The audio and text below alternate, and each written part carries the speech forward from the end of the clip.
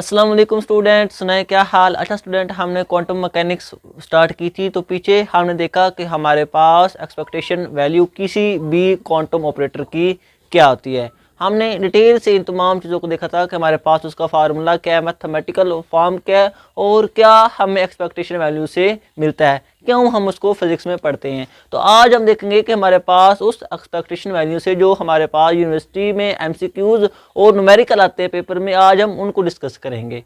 आपको इंशाल्लाह सारे कंसेप्ट क्लियर हो जाएंगे जब हम इन एमसीक्यूज और न्यूमेरिकल को डिस्कस करेंगे जो कि यूनिवर्सिटी में पूछ जाते हैं एक्सपेक्टेशन वैल्यू को लेके। तो इंशाल्लाह आपको फील आ जाएगा कि हमारे पास एक्सपेक्टेशन वैल्यू असल में है क्या। तो मेरा नाम जाहिद इमरान और आपका ये चैनल फिजिक्स एकेडमी। तो चलें स्टार्ट करते हैं हम सबसे पहले एक्सपेक्टेशन वैल्यू के एमसीक्यूज को। स्टूडेंट, हमारे पास जो एक्सपेक्टेशन वैल्यू है असल में हमारे पास उसका जो फार्मूला है, हम कहते हैं कि किसी भी क्वांटम ऑपरेटर की अगर हमने एक्सपेक्टेशन वैल्यू निकालनी है तो हम जो भी हमारे पास ऑपरेटर होता है उसको हम मल्टीपल कर देते हैं ब्रा और कट के साथ। देन हमारे पास नीचे हम उसी वेव फंक्शन का इनर प्रोडक्ट लेते हैं। देन हमारे पास जो रिजल्ट में क्वांटिटी आती है उसको हम एक्सपेक्टेशन वैल्यू कहते हैं। अब हमारे पास जो नेक्स्ट इंपॉर्टेंट बात है कि एक्सपेक्टेशन वैल्यू किसी भी क्वांटम ऑपरेटर की हमारे पास एवरेज वैल्यू होती है। एक्सपेक्टेशन वैल्यू किसी भी क्वांटम ऑपरेटर की एवरेज वैल्यू होती है। अगर हमारे पास ऑपरेटर किनेटिक एनर्जी ऑपरेटर हुआ तो वो वाली हमारे पास जो एक्सपेक्टेशन वैल्यू है वो उस किनेटिक एनर्जी की एवरेज वैल्यू होगी। अगर ऑपरेटर हमारे पास टोटल एनर्जी ऑपरेटर हुआ तो वो एक्सपेक्टेशन वैल्यू उस टोटल एनर्जी ऑपरेटर की जो एक्सपेक्टेशन वैल्यू है वो उस टोटल एनर्जी की एवरेज वैल्यू होगी जो कि हमारे पास पूरे सिस्टम की एवरेज वैल्यू होती है। तो हमारे पास क्या एक्सपेक्टेशन वैल्यू क्या है, हमारे पास एक्सपेक्टेशन वैल्यू किसी भी ऑपरेटर की एवरेज वैल्यू होती है। किसी भी क्वांटम ऑपरेटर की एवरेज वैल्यू को हम एक्सपेक्टेशन वैल्यू कहते हैं। अब हम इसको इस तरह भी लिख सकते हैं, ये नहीं कि हम एक्सपेक्टेशन वैल्यू को सिर्फ ऐसे ही लिखें। इसका हमारे पास ये भी फार्मूला होता है कि जो उस ऑपरेटर जब किसी वेव फंक्शन के ऊपर अप्लाई हो देन हमें क्या मिलती है, आइगन वैल्यू। और अगर हम उस आइगन वैल्यू को मल्टीपल कर दें उस सिस्टम की प्रोबेबिलिटी के साथ तो वो भी हमारे पास जो रिजल्ट में क्वांटिटी आती है वो भी हमारे पास एवरेज वैल्यू होती है, एक्सपेक्टेशन वैल्यू होती है। ये हमने पीछे लेक्चर में डिटेल से चीज़ें को कवर किया था। तो ये तमाम हमारे पास जो चीज़ें हैं ये हमारे पास बहुत इंपॉर्टेंट एमसीक्यूज के तौर पे पूछी जाती है। फार्मूला हमारे पास क्या है, एक्सपेक्टेशन वैल्यू असल में है क्या, वो हमारे पास एवरेज वैल्यू है। और उसकी हमारे पास एक और फॉर्म भी होती है जिसमें हम लैम्डा को प्रोबेबिलिटी के साथ मल्टीपल करते हैं तो रिजल्ट में हमें जो चीज़ मिलती है वो एक्सपेक्टेशन वैल्यू होती है, किसकी, ऑपरेटर की। अब हम देखते हैं कि जो इंपॉर्टेंट न्यूमेरिकल पूछे जाते हैं इस एक्सपेक्टेशन वैल्यू में से हम उनको देखते हैं। बहुत ही इंटरेस्टिंग हमारे पास न्यूमेरिकल होगा, आपके सारे कंसेप्ट क्लियर हो जाएंगे कि किस तरह से न्यूमेरिकल हमारे पास एक्सपेक्टेशन वैल्यू से आ सकते हैं। तो अब हम देखते हैं कि हमारे पास एक्सपेक्टेशन वैल्यू के न्यूमेरिकल को। तो स्टूडेंट, अब हमारे पास कहता ये है कि हमारे पास एक ये वेव फंक्शन वो देता है, वो कहता है कि इसकी वैल्यू हमारे पास है ए साइन, ये हमारे पास इस वेव फंक्शन की वैल्यू है। अब वो कहता है कि बताओ हमारे पास मोमेंटम ऑपरेटर, जो हमारे पास मोमेंटम ऑपरेटर है ये वाला, हमारे पास इसके स्केयर की एक्सपेक्टेशन वैल्यू वो हमारे पास पूछ रहा है। वो हमारे पास एक वेव फंक्शन दे रहा है जो कि हमारे पास A sine pi x over L है और मोमेंटम ऑपरेटर उसके स्केयर की हमेशा expectation value average value operator की होगी, क्योंकि ऑपरेटर ही हमें किनेटिक एनर्जी ऑपरेटर हुआ तो वो हमें किनेटिक एनर्जी प्रोवाइड करेगा, मोमेंटम ऑपरेटर हुआ तो वो हमें मोमेंटम हमारे पास प्रोवाइड करेगा। इसीलिए एक्सपेक्टेशन वैल्यू एवरेज वैल्यू हमेशा हमेशा ऑपरेटर की होगी। तो वो कहता है कि हमारे पास जो मोमेंटम ऑपरेटर का स्केयर है इसकी एवरेज वैल्यू बताओ और लिमिट वो हमारे पास देता है 0 से लेकर एल तक। हमारे पास एक बॉक्स है, इसकी लेंथ एल है और उस बॉक्स में हमारे पास वो इलेक्ट्रॉन कोई क्वांटम पार्टिकल हमारे पास ऑसिलेट कर रहा है, मूव कर रहा है और उस हमारे पास जो मूवमेंट है उस इलेक्ट्रॉन की, वहाँ से हमने इस किनेटिक हमारे पास जो मोमेंटम ऑपरेटर है उसकी एवरेज वैल्यू निकालनी है। अब हम देखते हैं कि हमारे पास किस तरह हम एवरेज वैल्यू को निकाल सकते हैं, एक्सपेक्टेशन वैल्यू को निकाल सकते हैं इस फार्मूले से। तो हमें पता है कि हमारे पास जो एवरेज वैल्यू का फार्मूला है, एक्सपेक्टेशन का फार्मूला है, वो हमारे पास होता है ये वाला,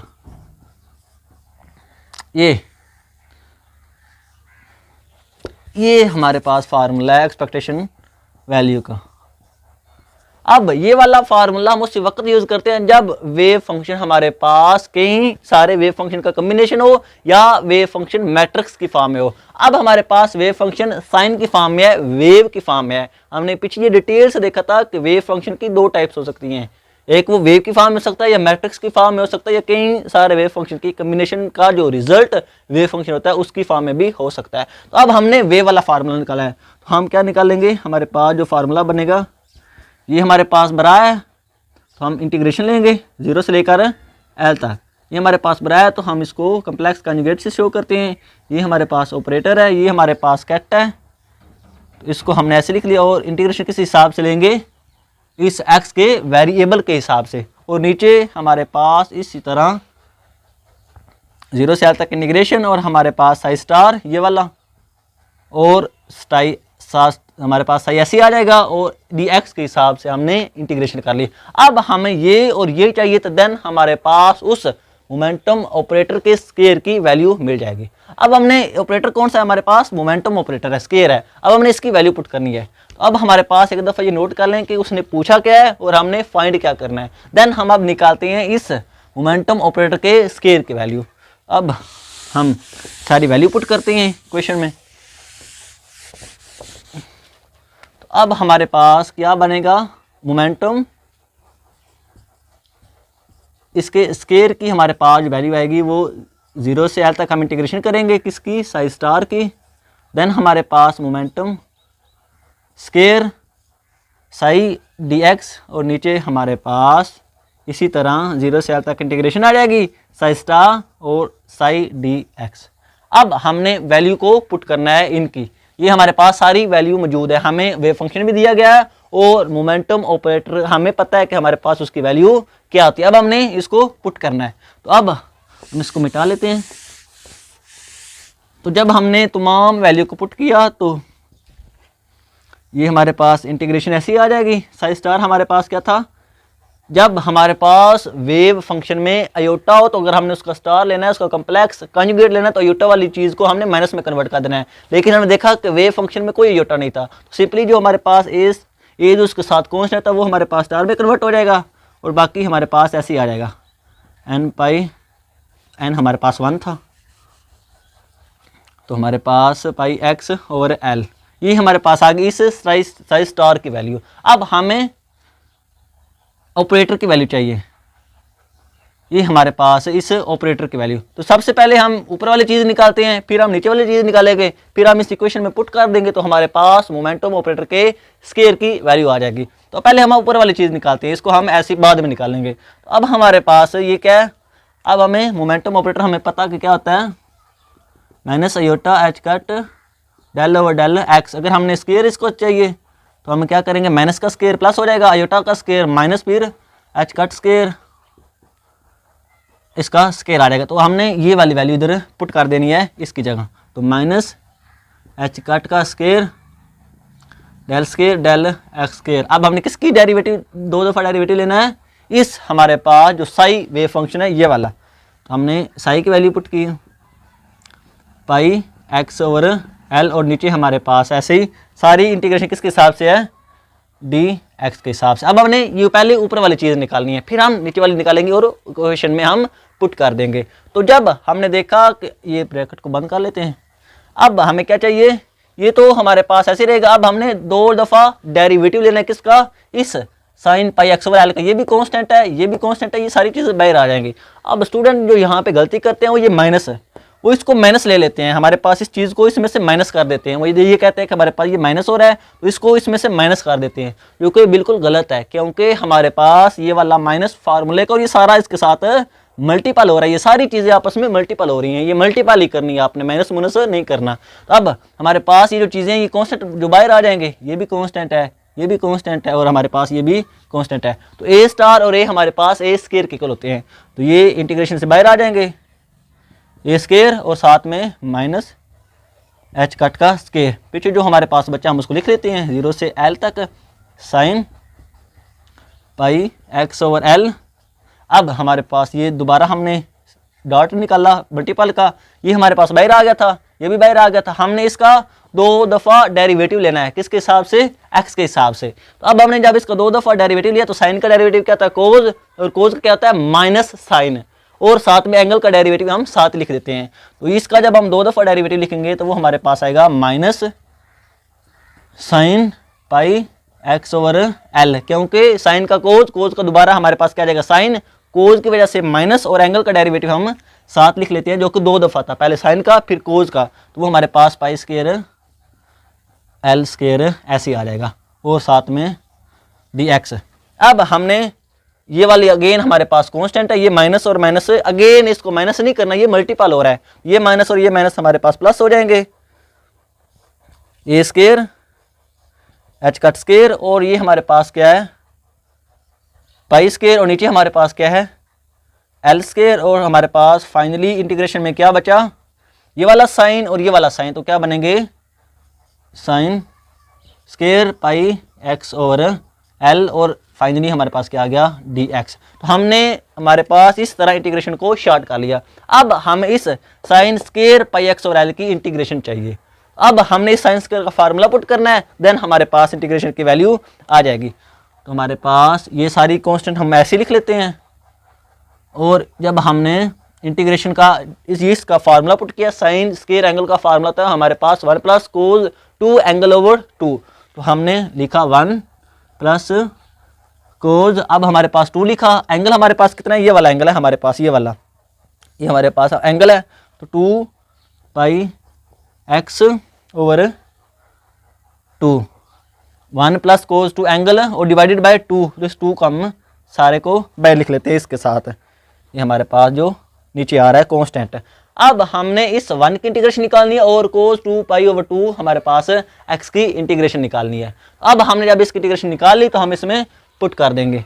तो अब हमारे पास कोस 2 पाई एक्स ओवर एल है, ये हमारे पास 2 नहीं है, ये हमारे पास क्या है एल है। अब हमें इसकी इंटीग्रेशन चाहिए, तो ये हम इधर निकाल लेते हैं, इतनी बड़ी नहीं होगी। तो ये हमारे पास सारा ऐसी कांस्टेंट डिवाइडेड बाय 2 ऐसे ही आ गया। अब हमने 1 की इंटीग्रेशन हमारे पास क्या होती है x, कांस्टेंट के इंटीग्रेशन जिस हिसाब से हम इंटीग्रेशन कर रहे हो वो वाला हमारे पास वेरिएबल आ जाता है। तो इसकी हमारे पास होगी x, और लिमिट हमारे पास क्या है 0 से l, और प्लस आ गया, इसको हम ऐसे ब्रैकेट में बंद कर देते हैं सारा बाहर। अब कोज हमारे पास, कोज की क्या इंटीग्रेशन होती है साइन, साइन 2 पाई एक्स ओवर एल, ये हमारे पास क्या है एल से 0, और नीचे हमारे पास क्या जाता है इंटीग्रेशन में हमारे पास एंगल का डेरिवेटिव नीचे आता है, डेरिवेटिव में साथ आता है, तो इंटीग्रेशन में हम 2 पाई ओवर एल को नीचे लिख लेंगे, 2 पाई ओवर एल को। अब हमने इस फाइनली हमारे पास इंटीग्रेशन का भी सोल्यूशन आ गया। अब हमने वैल्यू निकालनी है, तो ये हमारे पास ऐसे ही आ जाएगा कांस्टेंट का नीचे 2, ये हमारे पास एल आ जाएगा, क्योंकि 0 जब पुट करेंगे तो वो 0, और प्लस ये हमारे पास सारी की सारी वैल्यू 0 आ जाएगी। अब 0 कैसे आएगी, क्योंकि जब हमने अपर लिमिट पुट की x, तो हमारे पास x की जगह l लिखा, l हमारे पास कट गया, पीछे क्या बचा साइन 2 पाई, और साइन 2 पाई की वैल्यू हमारे पास 0 होती है। जब हमने लोअर लिमिट पुट की तो 0 सारा 0 हो गया, तो साइन 0 वैसे भी हमारे पास 0 के इक्वल होता है। ये सारी चीज़ हमारे पास 0 आ गई। तो फाइनली हमारे पास जो ऊपर वाली इंटीग्रेशन की वैल्यू आई वो हमारे पास क्या थी, ये कांस्टेंट था ए स्क्वायर, साथ में एच कट स्क्वायर, साथ में हमारे पास पाई स्क्वायर, और नीचे हमारे पास क्या था 2l स्क्वायर। ये वाली हमारे पास वैल्यू किसकी आई, इस ऊपर वाले हिस्से की। अब हमें चाहिए इस नीचे वाले हिस्से की वैल्यू, देन हमारे पास जब वो आ जाएगी तो हम इस इक्वेशन में पुट कर देंगे, तो फाइनली हमारे पास वैल्यू आ जाएंगी। स्टूडेंट इसी तरह के न्यूमेरिकल आते हैं, छोटे छोटे तो नहीं ना आएंगे हमारे पास। इस तरह वो मोमेंटम ऑपरेटर दे सकता है, किनेटिक एनर्जी ऑपरेटर दे सकता है, टोटल एनर्जी ऑपरेटर दे सकता है, कुछ भी वो दे सकता है, पोजीशन हमारे पास ऑपरेटर भी दे सकता है, एक्स हमारे पास वो भी दे सकता है। तो वो उस वक्त हमारे पास क्या आएगा, वो हम मल्टीप्लिकेशन वाला रूल लगाएंगे। तो अब हमने निकालना है इस की वैल्यू, तो हम इस सारे को हमारे पास मिटा देते हैं। तो अब हमने जब इसको रेज किया, अब हमें चाहिए नीचे वाली की वैल्यू, ये हम ऐसे ही रहने देते हैं, ये हमारे पास ऐसे ही आ गया, इसकी हमें ज़रूरत है। अब हमें चाहिए ये वाली वैल्यू, तो हमें सिंपली अब तो हमारे पास काम आसान हो जाएगा। तो हमने इंटीग्रेशन निकाली, साई स्टार की वैल्यू क्या थी, ये star sine pi x over L, और साथ में साइज क्या था, A sine pi x over L, और साथ में हमारे पास क्या था, डी एक्स। अब ये बिल्कुल ये स्केयर बन जाएगा 0 से एल, और ये हमारे पास साइन स्केयर बन जाएगा। बिल्कुल उसी तरह हमने फार्मूला लगाना है साइन स्केयर का, जिस तरह वो पहले लगाया था। तो जब हमने इसका फार्मूला लगाया तो ये हमारे पास ए स्केयर ओवर 2 वो फार्मूले का नीचे आ जाएगा, इंटीग्रेशन 0 से एल, और हमारे पास 1 की एक्स आ जाएगी। पहले हम चलो फार्मूला लिख लेते हैं, 1 प्लस कोज 2, और एंगल हमारे पास क्या है, पाई एक्स ओवर एल, ये हमारे पास है इंटीग्रेशन का फार्मूला, डेरिवेटिव उस को साइन स्केयर का। अब हमें इस 1 की इंटीग्रेशन चाहिए इस 2 की, तो हमने क्या किया, ए स्केयर ओवर 2 को बाहर लिखा, 1 की हमारे पास क्या आती है एक्स, लिमिट पुट की, हमारे पास कोज की क्या होती है साइन 2 पाई एक्स ओवर एल, ये हमारे पास लिमिट, और एंगल का डेरिवेटिव हमारे पास 2 पाई बाय एल नीचे आ जाएगा। ये बिल्कुल उसी तरह 0 हो जाएगा, बिल्कुल सेम बार है, क्योंकि अब भी अपर और लोअर लिमिट पुट करेंगे तो वैल्यू 0 आएगी, पीछे हमारे पास सिर्फ ये बचेगी। तो हमें जब ये निकाली तो ये ए स्केयर ओवर 2 और साथ में हमारे पास एल आ गई। तो अब हमें दोनों वैल्यू मिल चुकी हैं, एक ये और एक हमारे पास ये। तो अब हमने इसको इस इक्वेशन में पुट करना है, तो हमारे पास क्या आ जाएगी, इस मोमेंटम ऑपरेटर के स्केयर की वैल्यू आ जाएगी। तो अब हमने जब इसको निकाला, अब हमने पुट करना है सिर्फ वैल्यू, हमारे पास काम बन गया।